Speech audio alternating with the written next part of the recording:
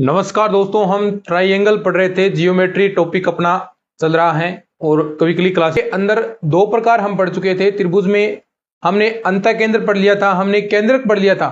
केंद्रक क्या था? माध्यिकाओं का प्रतिच्छेद बिंदु, तीनों माध्यिकाओं का प्रतिच्छेद बिंदु केंद्रक। अंतःकेंद्र आपने किसने कहा?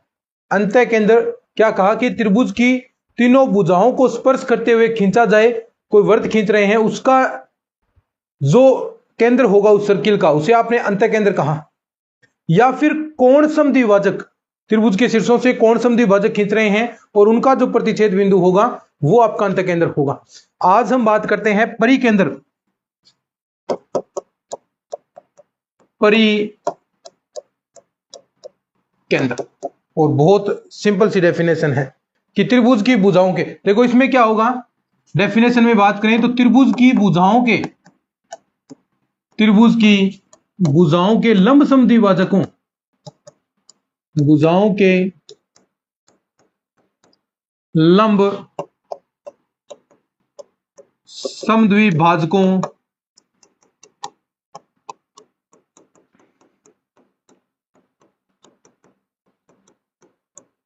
के प्रतिच्छेद बिंदु को परिकेंद्र कहते हैं। बिल्कुल सिंपल सी डेफिनेशन है। ये आपका क्या है? ट्राइंगल त्रिभुज हो गया। इसके लंब समद्विभाजक यानी यहां से आप खींचते हैं और सामने वाली भुजा पर ये लंब समद्विभाजक यानी इसे दो बराबर भागों में बांट रहा है। ऐसे ही यहां पर आए तो ये लंब समद्विभाजक हो गया। एक यहां से हम आए तो ये आपका क्या हो गया, यानी सामने वाली भुजा पर लंब समद्विभाजक। अब लंब समद्विभाजक एक तो लंब होगी भुजा और साथ में दोनों भुजाओं की दूरियां जो जहां से प्रतिच्छेद कर रहा है, जहां से लंब पड़ रहा है, ये दूरियां दोनों इक्वल होंगी। ये ए बी सी, ये डी ई एफ। तो जो ये पॉइंट होगा, ये बिंदु क्या कहलाता है? आपका परिकेंद्र कहलाएगा। ठीक है, डेफिनेशन तीनों की याद आपको रखनी है। अंतःकेंद्र हो चाहे केंद्र हो, केंद्र है केंद्रक है जिसके अंदर माध्यिकाएं आएगी, माध्यिकाओं का प्रतिच्छेद बिंदु क्या होता है? केंद्रक। अंतःकेंद्र क्या होता है? जो कोण समद्विभाजक हैं वहां से पर कोण समद्विभाजक यानी ये कोण क्या थे आपके?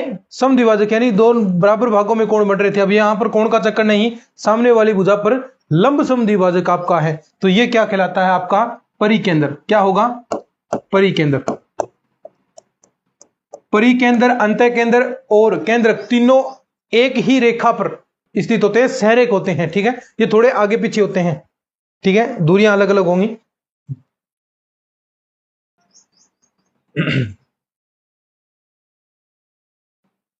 एक त्रिभुजों के शीर्षों से, आप त्रिभुजों के शीर्षों से एक वृत्त खींच रहे हैं, एक सर्किल खींचेंगे। त्रिभुजों के शीर्षों से खींचे गए वृत्त जो उसका केंद्र है वो भी क्या कहलाता है?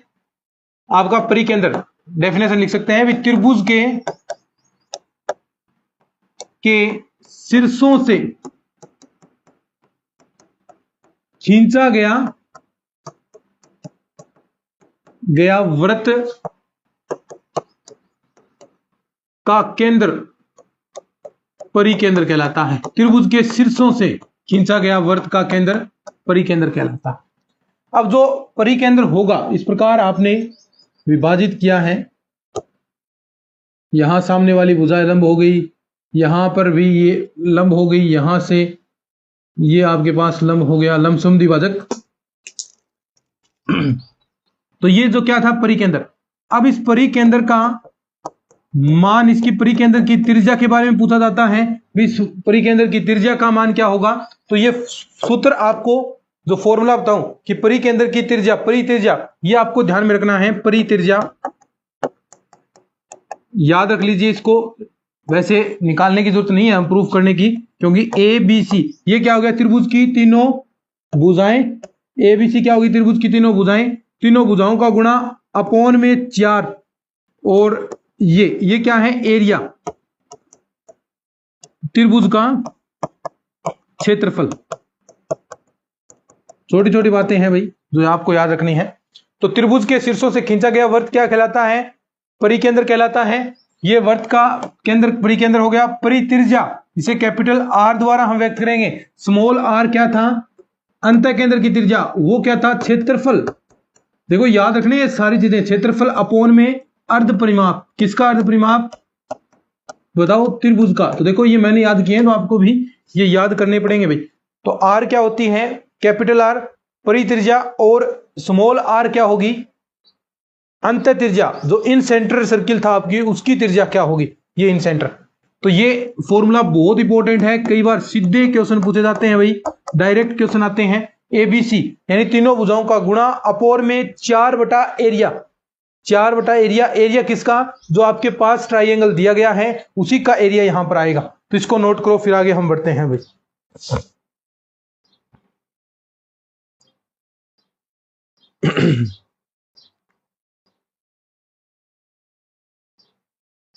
देखो अब तक हमने जो बात की, उसमें हमने बात की भी, जो केंद्रक था आपका, जो माध्यिकाओं का प्रतिच्छेद बिंदु था, केंद्रक सदैव, चाहे कोई सा भी त्रिभुज ले, समकोण ले, समबाहु ले, समद्विबाहु ले, कोई सा भी त्रिभुज ले, समकोण, समद्विबाहु, न्यून कोण, सभी के अंदर जो आपका केंद्रक है वो त्रिभुज के अंदर ही स्थित था, त्रिभुज के अंदर स्थित था। अंत केंद्र भी त्रिभुज के अंदर स्थित होगा, लेकिन जो आपका परिकेंद्र है वो त्रिभुज के बाहर भी स्थित हो सकता है, उसके बारे में हम बात करेंगे, देखिएगा।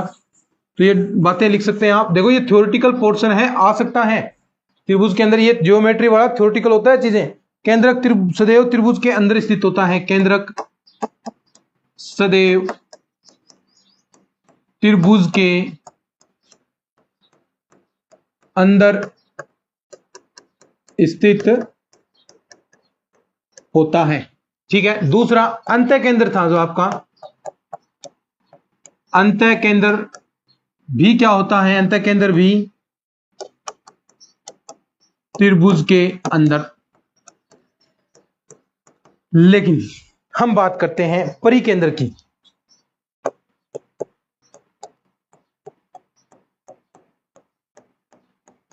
परिकेंद्र की हम बात करते हैं, तो जो न्यून कोण आपका त्रिभुज है, न्यून कोण देखो क्या कहता है कि त्रिभुज के शीर्षों से खींचा गया वृत्त। अब देखो इस प्रकार आपको सर्किल खींचना है। देखो यहां पर क्योंकि हमने कुछ चीजें हमने सही से नहीं बनेगी, क्योंकि आप यहां पर वर्क कर रहे हैं। तो जो त्रिभुज परिकेंद्र होगा वो क्या है, परिकेंद्र त्रिभुज के शीर्षों से खींचा गया वृत्त क्या होता है, और उसका केंद्र परिकेंद्र होगा, ठीक है। ये क्या है, न्यून कोण। न्यून कोण त्रिभुज में क्या होगा, जो परिकेंद्र है वो त्रिभुज के अंदर स्थित होगा, त्रिभुज के अंदर। लेकिन हम बात करें समकोण त्रिभुज में,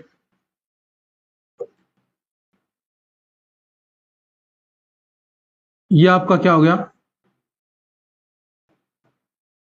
समकोण त्रिभुज। समकोण त्रिभुज में सर्किल होता है कहां पर, समकोण त्रिभुज में जो आपका सर्किल है, थोड़ा सा इसको सही से बनाते हैं।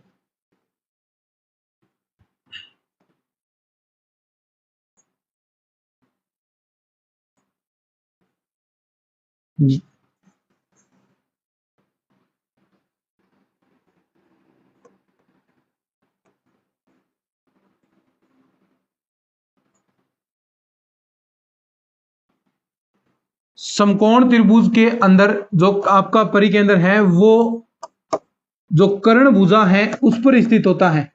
किस पर, कर्ण भुजा पर, केंद्र कर्ण भुजा पर। इसको थोड़ा सा आगे आप और इस प्रकार बढ़ा सकते हैं। तो जो समकोण त्रिभुज होगा उसमें कर्ण पर, लेकिन अधिक कोण त्रिभुज आपका इस प्रकार, ये अधिक कोण है, उसमें तो बाहर ही आ जाएगा भाई, ऐसे बाहर ही आ जाता है, ठीक है। यानी यहां पर लगभग आता है। तो ये थोड़ा सा रफली बना रहे हैं हम। ये क्या हो गया, त्रिभुज से बाहर। तो ये कुछ चीजें आप याद रख सकते हैं, या मैंने समझा दी कि जो न्यून कोण त्रिभुज है उसके अंदर जो परिकेंद्र है वो कहां पर स्थित है, त्रिभुज के अंदर स्थित है। लेकिन जो समकोण त्रिभुज होगा वहां पर जो आपका परिकेंद्र है वो कर्ण जो भुजा है वहां पर स्थित होता है। बहुत क्वेश्चन आएंगे देखिएगा। और जो अधिक कोण त्रिभुज, ये कौन सा है, अधिक कोण, अधिक कोण त्रिभुज, और इसमें कहां पर है भाई, त्रिभुज के बाहर स्थित है। तो इसको आप नोट कर लीजिए।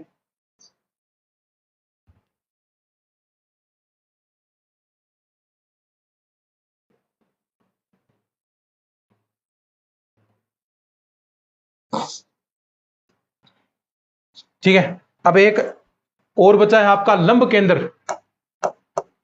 लंब नाम से स्पष्ट है कि सामने वाली भुजा पर आपको लंब डालना है। परिकेंद्र में और लंब केंद्र में इतना ही फर्क है। देखो परिकेंद्र में भी क्या था, लंब गिर रहा था सामने वाली भुजा पर, लेकिन वो जो लंब गिर रहा था वो था उस भुजा को समद्विभाजक दो समान भागों के अंदर विभाजित करा था। लेकिन जो ये लंब केंद्र है इसमें लंब तो पड़ेगा, लेकिन वो दो बराबर भागों में बांटे न बांटे कोई फर्क नहीं पड़ेगा, वो समान समद्विभाजित उसको नहीं करेगा, वो कहीं पर जहां पर जरूरत होगी वहीं पर करेगा। लेकिन परिकेंद्र के अंदर लंब समद्विभाजक यानी सामने वाली भुजा को दो बराबर भागों में वो विभाजित कर रहा था, यही अंतर है इसके अंदर। तो लंब के अंदर क्या होगा कि शीर्ष लंबों का प्रतिच्छेद बिंदु, क्या शीर्ष लंबों का प्रतिच्छेद, यानी जहां पर वो काट रहे हैं शीर्ष लंबों का प्रतिच्छेद बिंदु लंब केंद्र कहलाता है भाई, लंब केंद्र कहलाता है। ठीक है, बस ये डेफिनेशन आपकी। अब कुछ फॉर्मूले हम देखेंगे, ठीक है। अब देखिएगा ध्यान से, अब कुछ चीजें हम पढ़ते हैं नोट लगाकर, जहां से क्वेश्चन पूछे जाते हैं सीधे सीधे। देखो ये आपके पास क्या है, त्रिभुज हो गया। ये एंगल आपको दे दे, ये एंगल जितना भी आपको ए एंगल दे दिया,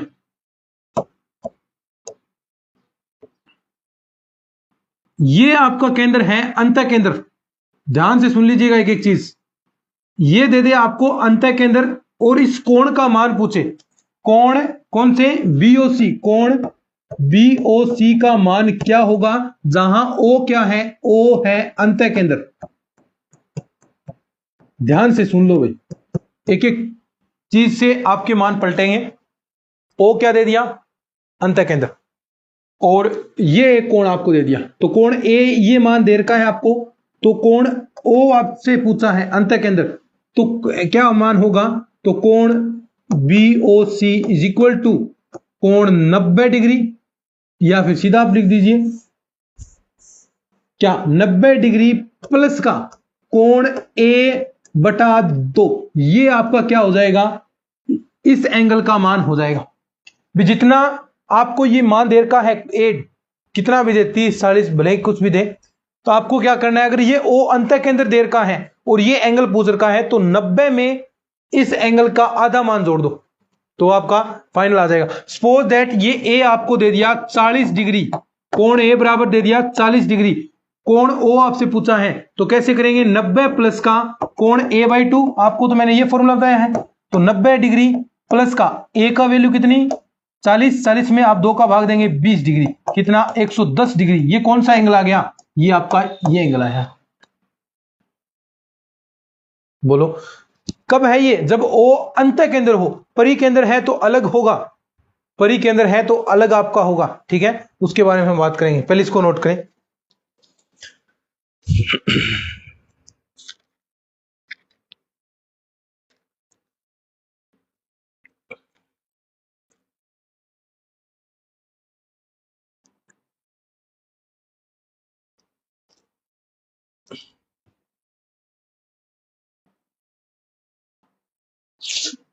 ठीक है, अब देखो ये बात की, नेक्स्ट बात देखिएगा, ये आपके पास क्या है, त्रिभुज। इस रेखा को आपने आगे बढ़ाया, इस रेखा को भी आपने आगे बढ़ाया, ठीक है। ये एंगल ए हो गया, ये एंगल आपके पास बी सी, इस प्रकार। अब देखो एंगल बी का कोण अर्धक यानी इसका आधा, ये क्या है, दोनों एंगल क्या है, बराबर है, इसका भी एंगल क्या है, आधा, ये भी क्या है, बराबर। ये जिस बिंदु पर मिलेंगे, मान लीजिए ये ओ पॉइंट पर आपके आगे मिल गए यहां, अब ये कोण आपसे पूछे, ये कोण आपको दिया है और ये कोण आपसे पूछे, ये क्या है, कोण अर्धक। ध्यान से सुन लो, बाह्य कोण अर्धक है, ये क्या है, ऊपर लिख सकते हैं बाह्य कोण अर्धक। एक अंतः केंद्र हमने बात किया, अब हम बाह्य कोण अर्धकों का जो प्रतिच्छेद बिंदु है या जहां पर वो मिल रहे हैं, तो जो ये एंगल ओ बनेगा इसका मान आपसे पूछे, यानी कोण BOC इज इक्वल टू क्या होगा, देखो अंत के अंदर आपने पढ़ा तो उसके अंदर जुड़ रहा था क्योंकि वो यहां नजदीक था, लेकिन अब ये दूर है तो वो घट जाएगा a बटा 2। तो क्या 90 डिग्री इतना सेम माइनस कोण a बटा 2, अब ये कम हो जाएगा। अगर सपोज दैट ये कोण a बराबर आपको 40 डिग्री दे रखा है तो आपके पास BOC कोण BOC कितना होगा 90 डिग्री माइनस a बटा 2 यानी 20 यानी 70 डिग्री आपका मान होगा ये वाला एंगल। कब हुआ ये? जब आपको बाह्य कोण अर्धक, बाह्य कोणों के अर्धक, यानी देखो यहां से कोण A है और ये आपका बाह्य कोणों के अर्धक, देखो ये एंगल को हाफ कर रहे हैं तो ये बाह्य कोण अर्धक हो गए आपके। ठीक है, नोट करो इसको, थ्योरी लिख सकते हैं।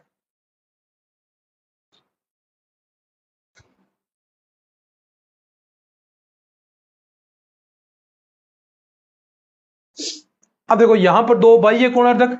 अब ध्यान से देखो एक चीज और स्टेटमेंट सभी याद रखना है। तीसरा कि आपके पास यही क्या है, सेम त्रिभुज। ठीक है,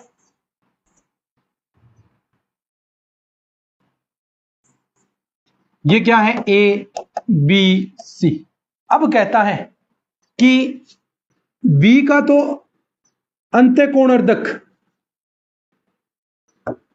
ये अंत्यकोणार्धक हो गया, B कोण का अंत्यकोणार्धक और C का बाह्य कोणार्धक यहां से। अब देखो ये आपके पास क्या है C, ये इसका बाह्य कोण हो गया, ये कोण क्या है बाह्य, इसका अर्धक देखो यहां से,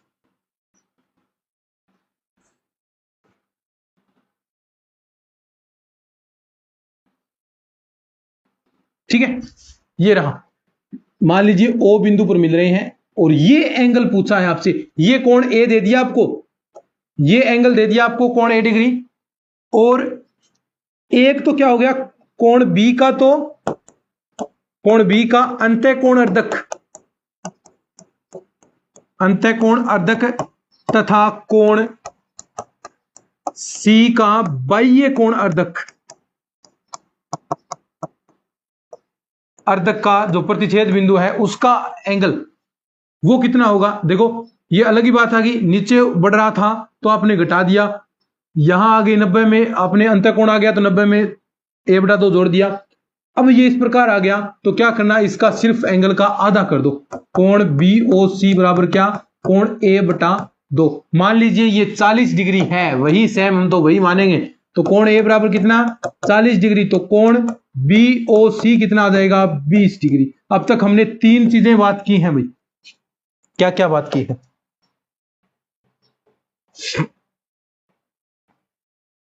हमने बात की कि ये त्रिभुज ABC है, कोण A की वैल्यू आपको दे रखी है, कोण B कोण C आपको नहीं दे रखा, यहां पर O क्या है अंत केंद्र, इस प्रकार मिल रहा है O आपका अंत केंद्र दे दिया, तो कोण ये मान पूछा है, ये दिया हुआ है। अगर ये अंत केंद्र है, O अंत केंद्र है, तो 90 में अंदर अंदर चीजें जुड़ती हैं।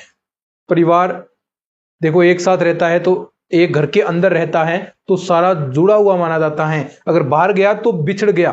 ठीक है, अलग अलग परिवारों में बंट जाएगा, बिछड़ जाएगा तो वो घट जाएगा, परिवार कम हो जाएगा, लेकिन अंदर होगा तो वो जुड़ेगा, परिवार बड़ा होगा, और अलग हो गया तो वो घट जाएगा। तो ऐसे याद रखो, वो अंत केंद्र यानी अंदर है तो 90 प्लस a बटा 2।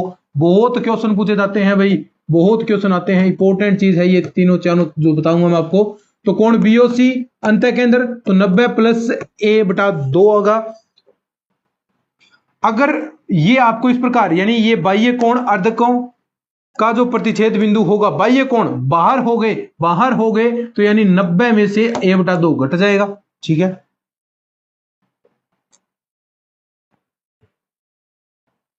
और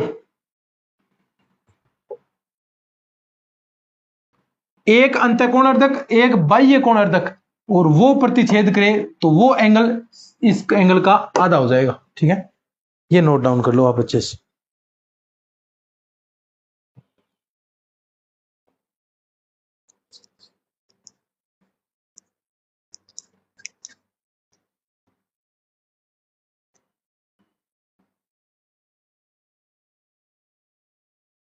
ठीक है, अब देखो ये आधा हो गया।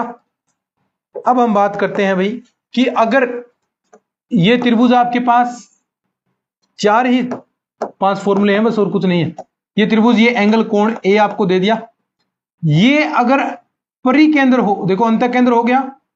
अब ये एंगल परिकेंद्र है, तो ये एंगल आपसे पूछा, तो ये परिकेंद्र है चारों ओर परिकेंद्र का मतलब परि चारों ओर हो रहा है।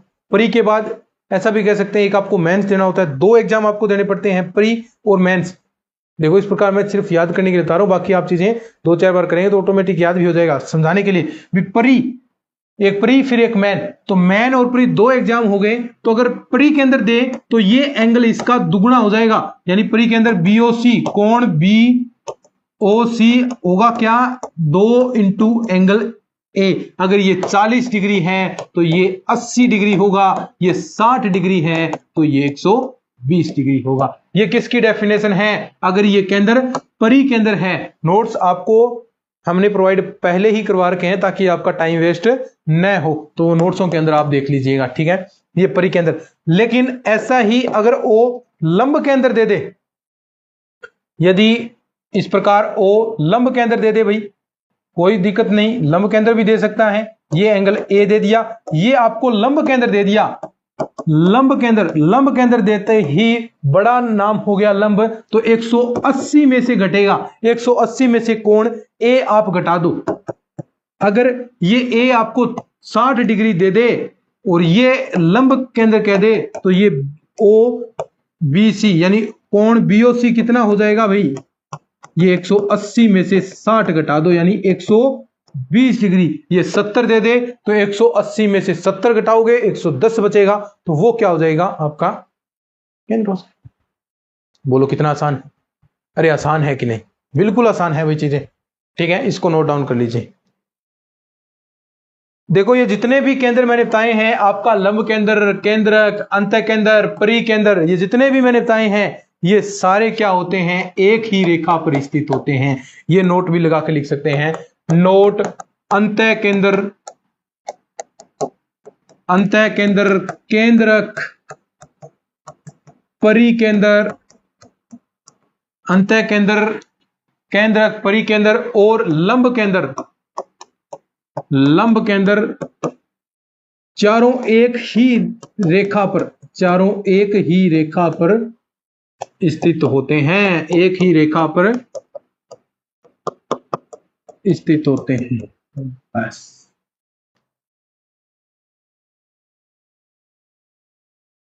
ठीक है, त्रिभुज में लंब केंद्र, अंत केंद्र सारे क्या हैं, एक ही रेखा पर स्थित हैं भाई। ये आज की क्लास में हमने पढ़ा इसके बारे में। नेक्स्ट क्लास के अंदर त्रिभुज के बारे में थोड़ा रहा है, त्रिभुज की अब समरूपता स्टार्ट होगी।